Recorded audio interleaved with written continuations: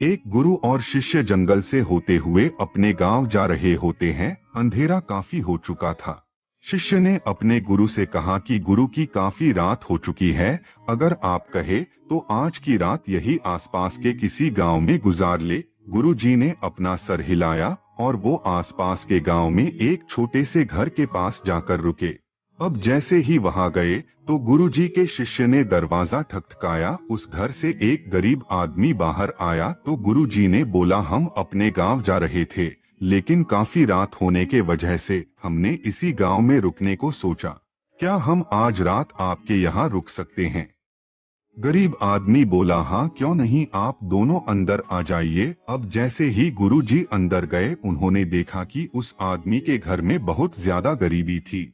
गुरुजी ने उससे पूछा कि आप काम क्या करते हो? वह गरीब आदमी बोला कि मेरे पास बहुत सारी जमीन है। तो गुरुजी ने बोला, अगर तुम्हारे पास बहुत सारी जमीन है तो इस तरह से क्यों रह रहे हो? वह आदमी बोला, यह किसी काम की नहीं है।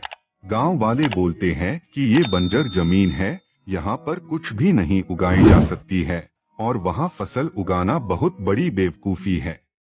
गुरुजी ने बोला कि तुम्हारा गुजारा कैसे होता है? उसने बोला कि मेरे पास एक भैंस है जिससे मेरा पूरा घर चलता है। ये सुनने के बाद गुरुजी सो जाते हैं और रात में जब सब लोग सो रहे होते हैं तब गुरुजी अपने शिष्य को उठाते हैं और उस गरीब आदमी की भैंस लेकर अपने गांव चले जाते हैं। शिष्य अपने गुरु से पूछता है कि गुरुजी, कहीं आप ये गलत तो नहीं कर रहे हैं? उस गरीब आदमी की रोजी रोटी इसी भैंस की वजह से चलती है। तो गुरुजी अपने शिष्य की तरफ देखते हैं और मुस्कुराते हुए आगे बढ़ जाते हैं।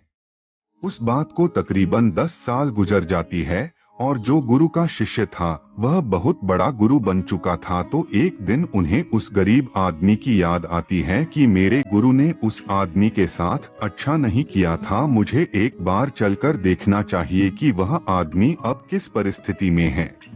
वह शिष्य उस गांव की तरफ जाता है और वहां जैसे ही पहुंचता है तो वह देखता है कि जहां पर उस गरीब आदमी का झोपड़ा था वहां पर एक बड़ा ही आलीशान महल बन चुका था और उस झोपड़ी के बाहर जो बंजर जमीन थी उस पर फल और फूलों के बगीचे थे।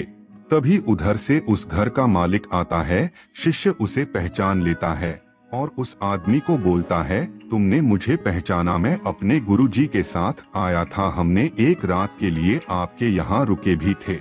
वह आदमी उसे पहचान लेता है और बोलता है कि उस रात में आप कहाँ चले गए थे? और उस रात के बाद ही मेरी भैंस कहीं चली गई थी, मेरे पास कोई रास्ता नहीं था, तो मैंने अपने जमीन पर मेहनत की और फसल निकल आई और आज मैं इस गांव का सबसे बड़ा और सबसे अमीर आदमी बन चुका हूँ। ये सुनने के बाद शिष्य के आंखों में अपने गुरुजी के लिए आंसू आ गए और उसे ये बात अब समझ आई और वो रोने लगा। इस कहानी से हमें ये सीख मिलती है कि हमारे अंदर ऐसी बहुत सी टैलेंट छुपी हुई है, लेकिन हमें कोई ना कोई चीज रुका कर रखी है।